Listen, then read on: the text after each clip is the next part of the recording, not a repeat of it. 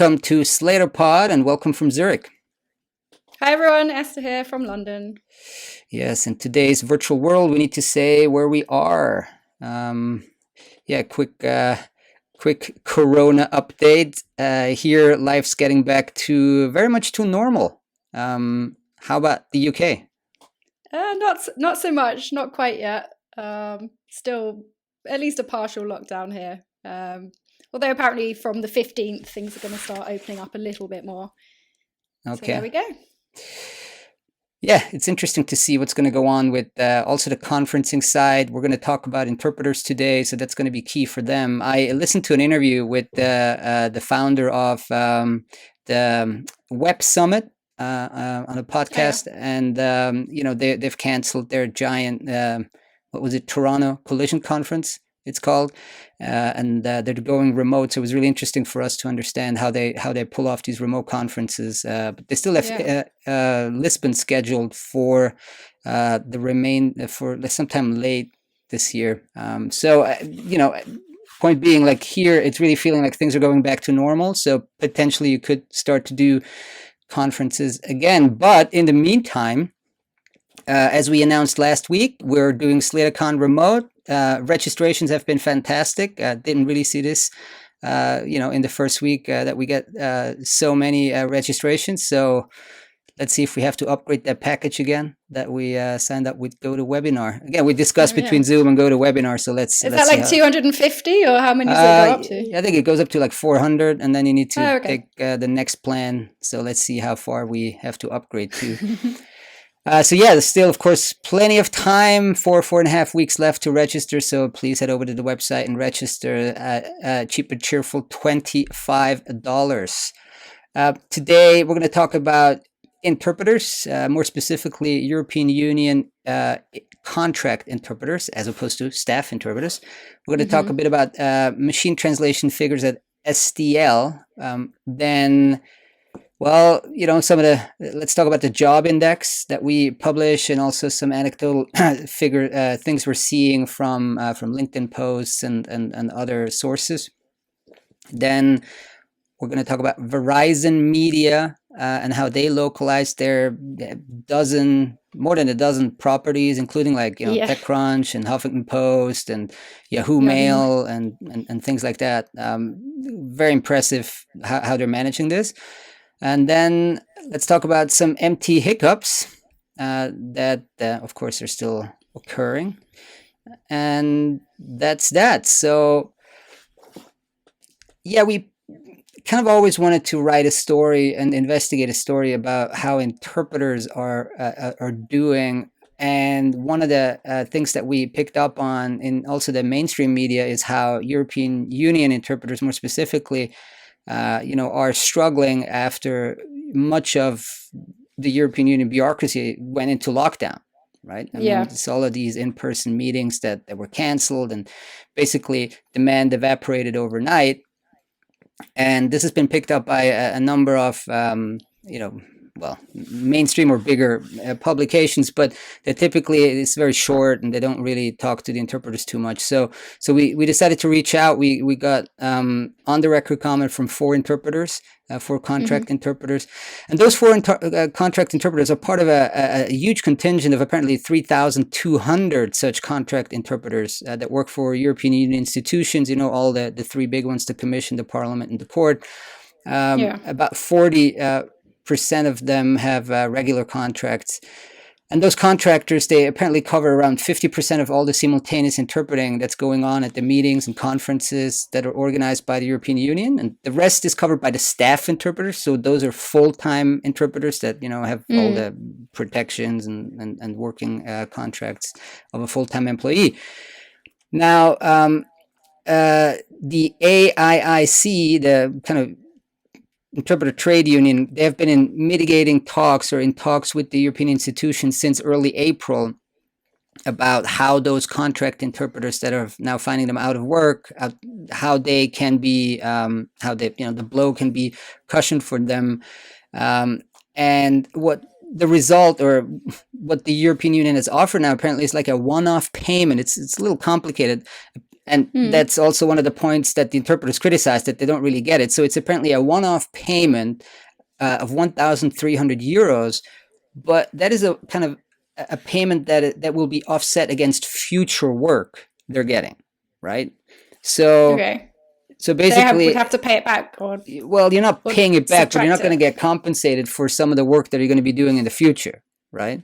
Okay, so it's like a down payment on future work or something. Exactly. That's how I Got it. understand it, right? Okay. And 1,300 euros, that's obviously nothing if you've been interpreting, basically 100% for the European Union. And many of them, that's their almost full-time gig. There's a couple of numbers that actually checked out. So we then also reached out to a spokesperson, and she told us that this initiative, right, is costing them 3.9 million. And if you divide 3.9 million by 1,300 euros, well, you get to roughly 3,000, right? Which for the number of interpreters, contract interpreters. Yeah, so the numbers kind of check out if you look at it that way. Now, the commission, or your spokesperson said that the commission decided to, quote unquote, honor all contracts with assignment dates in the period between mid-March and end May 2020. So that is until last month. So freelance interpreters have been paid in full up until the end of May. I think the caveat being that with assignment dates, and I'm, sorry, I didn't look into this specifically, but to me this sounds like pre-booked work, maybe. But anything that would have been booked at a later time, probably they haven't been compensated for, right? So the general mood among the 4 interpreters that we asked about is like this puzzle. They're all puzzled. They're like, well, I couldn't believe. I'm in disbelief. So like, okay, like our work is dried up 100%. One of the interpreters said, I'm relying on income from my spouse, and everybody is. Some of them are trying to go into translation work a little bit more to just compensate some of the loss of income. But it's, they say they're feeling let down, and they're really not happy with the way this has been played. And they're continuing to work with them and hopefully push for a better solution going forward. So there's also, though, a very heartwarming part of this story where... Okay, good. We need that. Let's end on a positive conclusion. No, but the staff interpreters, so the full-timers, they actually set up an emergency fund that they pay out of their own pockets to support the contract interpreters. Oh, no way. Think about that. That is a very kind gesture, and it has been received as such by the contract interpreters. So, you have these two realities. One is, you're out of work and you're getting a token amount, and the other ones are fully employed and are getting their regular paychecks. And then, the full-timers, the staff interpreters are supporting the contractors. So that's a very heartwarming part of this story. We'll follow this. This is a big contingent of linguists and interpreters. So I want to know how this actually plays out. Now, you being in the UK, me being in Switzerland, we don't have too much to say about what's going on and opinionate in the European Union. Still, though, my hot take. Yes. I think with all those, with all those stimulus packages being, put on, and all the money printing by the European Central Bank, it's kind of strange that you wouldn't be able to carry through this particular group of people during that very difficult time, because, well, that demand is going to come back. So you will be needing these people again in the future. And so that European Union argument that they send us as well, it kind of seems a little bit legalistic and nitpicking. It's like, well, you could have spent a little more money and, kept all these people in work, because these are highly sought after specialists. It's not like you want to lose all of them and then rehire them again in the future. And the demand is 100% going to come back because it's the European Union, right? So feels a little stingy, feels a little odd, frankly. Right? In the grander scheme of things. So again, UK, Swiss, what do we know? We're outside of this. We're not contributing to the... Well, we're newly outside of this, I have to say. So. Get used to it now. It's over. Get used to it, yeah. Sure. Okay, so the next story, just briefly want to cover is some MT figures, and we got them from my dear Toolbox journal that's published by Jost Zetzsche. And if you haven't subscribed to this, you definitely should. For an individual, it's $17 a year, and I think it must be like a monthly newsletter. And so go sign it up, the Toolbox Journal. And there was a super interesting stat in there. So why don't you talk us through this? Yeah, sure. So this is from the newsletter, as you said, Florian.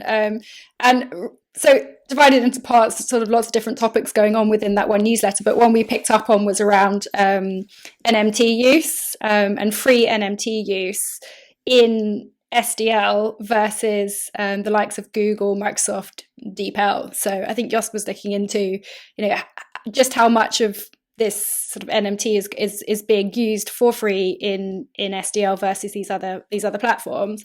So SDL then, I think at the moment, is offering up to 100 million characters per month free during the crisis. 1 million characters? Yeah. Wait, what did I say? You said 100 million. Oh. I'm used to dealing with the big numbers, you see. Yeah. So, okay, no, 1 million. Yeah, which is still a lot, obviously. That's right. And then, yeah, thanks for that. Always happens. Otherwise, 500,000 outside of sort of coronavirus times.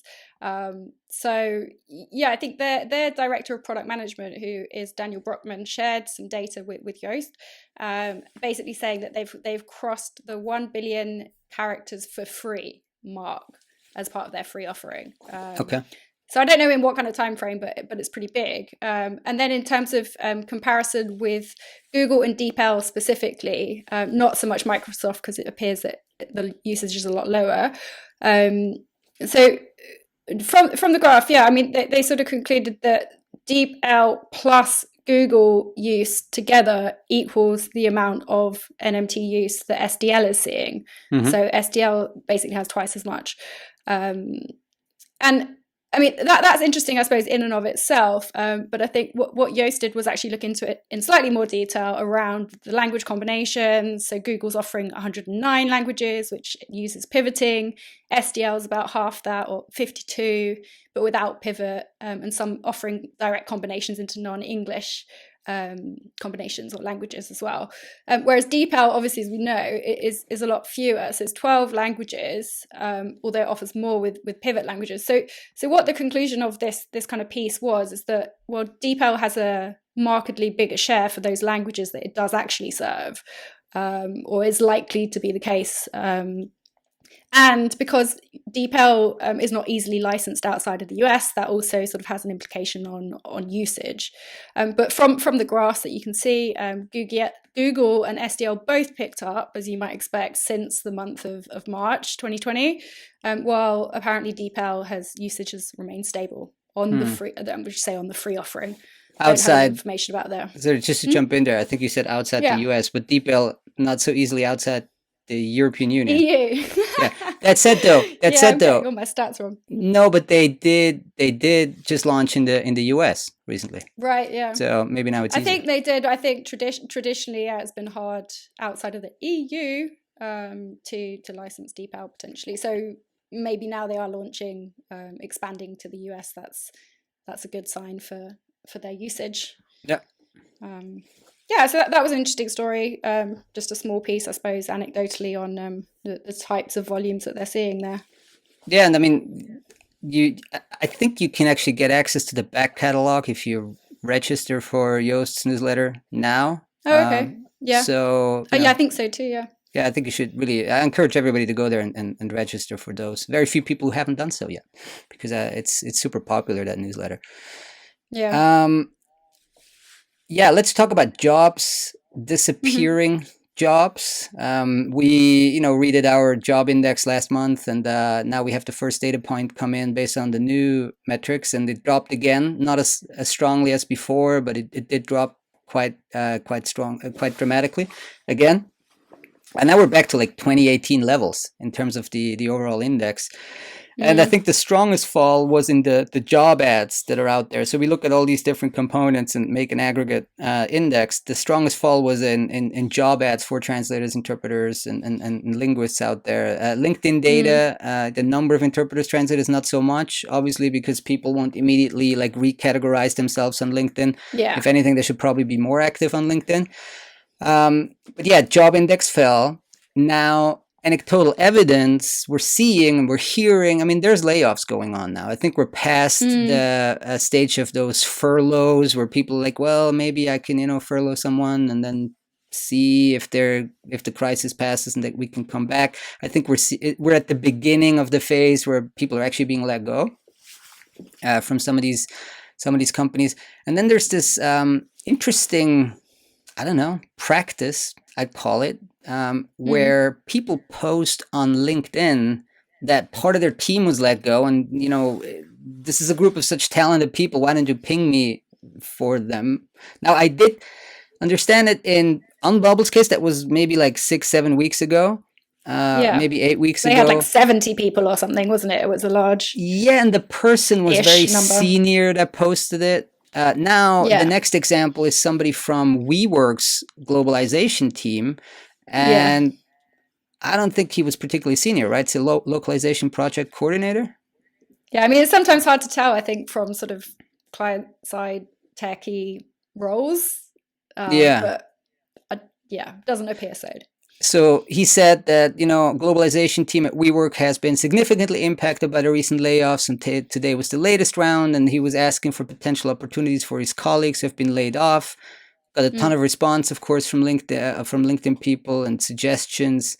I'm a little torn around. I think if it's opt-in, what's your kind of I don't know, why the kind of conflict internally? Yeah, I don't know. I mean, I think if you do it like Airbnb and like you have people opt in and then the CEO basically puts out, a database or something and like, okay, you've opted in, here's my name and, please get in touch. But I'm not sure that I'd want somebody, I don't know how I feel about it. Like publicizing the fact that a lot of people might have been laid off. Yeah. When they haven't necessarily consented to. Exactly. It's the consent thing. LinkedIn, no. Okay. I mean, who knows? Maybe there was consent for this particular post. I hope so. But and also he's not mentioning anybody in particular or anything. So it's still reasonably anonymous, I suppose, although I don't know what the size of the team is and how obvious it would be who he's talking about. Yeah, it's an interesting question. It might actually be an age and cultural thing, Maybe. I mean, I turned 40 last year. And maybe the year before. So old. and I'm Swiss, so we're like maybe a little more reserved on that. Yeah, I don't know. I'd struggle with a post like that. It's certainly got a lot of responses. I mean, if the intention and the idea is to actually find, if you think about what's critical is like potentially getting these people back in work or finding these people new opportunities, that actually did seem to have yielded some good leads, let's say. Sure. Well, okay, bigger picture. Sure. Yeah, I don't know. I'm torn, but it's actually good. It's a good. It's a good discussion. Bigger picture is people are being let go not only on the LSP side but also on the client side. That said, I mean, WeWork was in trouble well before COVID, right? I mean, they had this big investment by SoftBank, and there was all this other stuff. They didn't go public as planned, and so they were in trouble before. But again, client side and sales and vendor side is are letting people go. Let's see about Verizon Media. Seems like they're doing okay. We had an interview with their the localization team, right? Mm-hmm. It's a very big conglomerate of companies, and you looked into this, Esther. So this is one of, I think, Marion's pieces that we put out. Really good buyer feature, really, on how the operations are run there. Huge company, as you said. Lots of different brands, lots of different platforms that they're running. And in total, I think we've got a figure of about 500,000, there we go, I read it right that time, words translated per month coming out of all of those different platforms, like, as we mentioned, Yahoo, HuffPost, TechCrunch, and many more. And they've said their content touches nearly 1 billion people across the globe. So it's got big reach, high volumes obviously coming from Yahoo Mail in particular. And there they've got something like 79 languages for the desktop and 36 for the app. So we're talking about big volumes, lots of languages. I work with several different vendors depending on the content type. So I mean, I think that they are being pretty nuanced about the different types of content that they're processing. And then in terms of the actual operations or the team internally, they've got sort of localization services and localization engineering teams that sit under globalization, and both kind of headed up with the director of localizations and program managers. So really quite a well-established and mature setup there. And I think one of the things that we picked out as well was, I suppose, as a result of this engineering component, their internal localization system, which is called Dragonfly. So with that, you've got the various different stakeholders across, for example, product, marketing, whatever it might be, actually ordering internally via Dragonfly.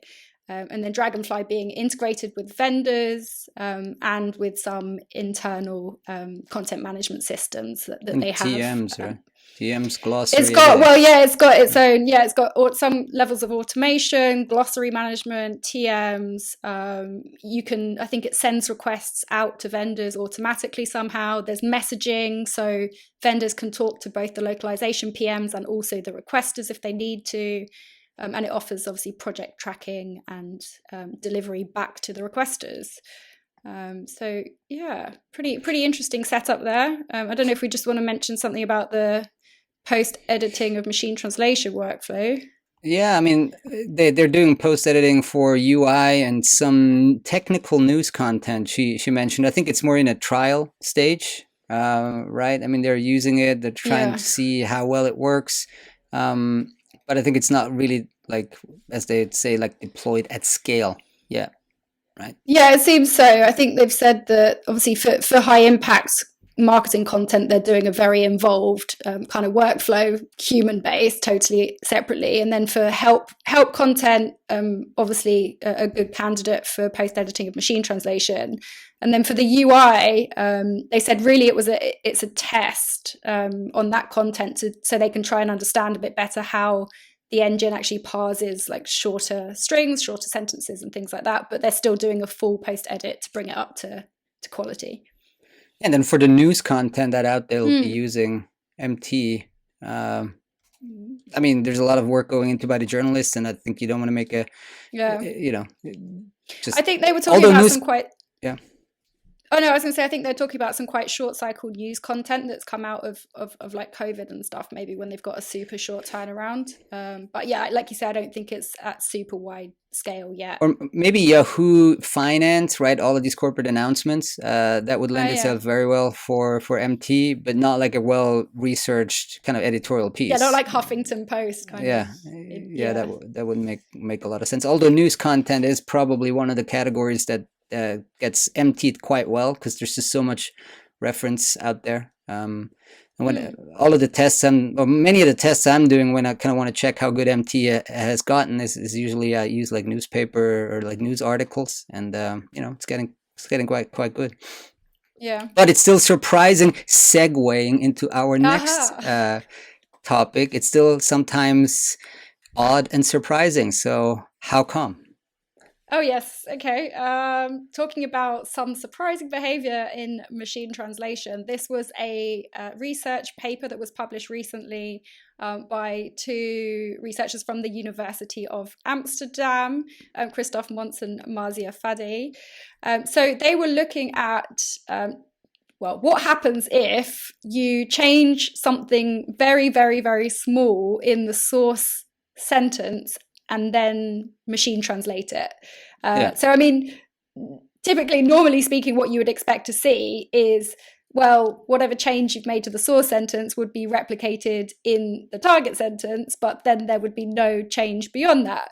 But what they've actually said is that they've seen some changes as a result of this that are major deviations from one version to the next, and sometimes errors have been introduced. So just to explain a bit more, I mean, the sentences that when they're changing the sentences, the sentences still make sense. So they're not introducing any errors in the actual source, and they're grammatically correct as well. So they're only doing things like deleting, the word now, or introducing the word also, or changing a number, or changing like he to she, or vice versa.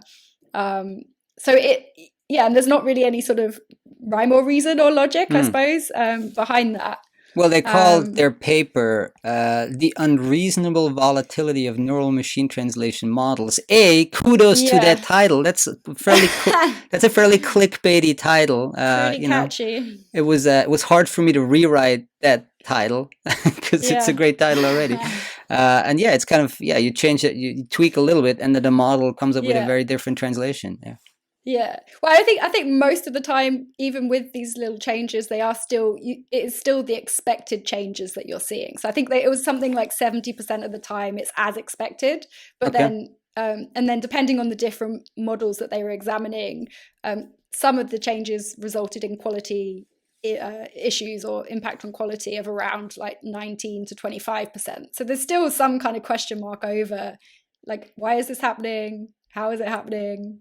And what does that mean? That's the interesting thing. I think primarily with neural, I'm not sure if this is still the case, but I remember back in like 2016, 2017, when NMT was very new. I remember having discussions with people, and they're like, "We don't really know what's going on in the models. Like we put it in, and then like out it comes, but we don't really know what's going on inside." Maybe it seems like this issue still persists. That's exactly it. Yeah, that's exactly it. And they're saying that, it actually fundamentally tells you that the machine doesn't have a good understanding of the underlying sentence parts. So whereas you've kind of assumed that NMT works by building on blocks of sentences that it understands, that it doesn't seem to imply that is always the case, at least. Yeah, that brings us to like the general, almost like philosophical discussions that the machine probably doesn't understand what it's doing anyway. And if it ever did, we'd be talking about a very different, more general AI than like all these narrow AIs that are being developed at the moment, right? So, it's an interesting paper. We keep plucking out these papers from time to time, especially when they have fantastic titles like "The Unreasonable Volatility of Neural Machine Translation." That catches our attention immediately. So, I really appreciate all the work that these researchers are putting into this, and we can reuse on the website. So that brings us to a close today. Just again, reminder, please sign up for SlatorCon Remote. We got a fantastic program coming up. We have the CEO of Zoo Digital, Stuart Green speak. We have private equity speak. I give a short presentation. Lots more. Just head over to the website and see. Again, we have a game log panel and more and more and more. So we kept it to 3 hours as we discussed last time, because if you do more, maybe there's some type of online Zoom fatigue sets in. But definitely something to register. So thanks for those who have, and look forward to everybody who continues to sign up in the next few weeks. That's it for today. Thanks, Esther. Thanks, Florian. Thanks, everyone. Have a good one, everyone. Take care. Bye-bye.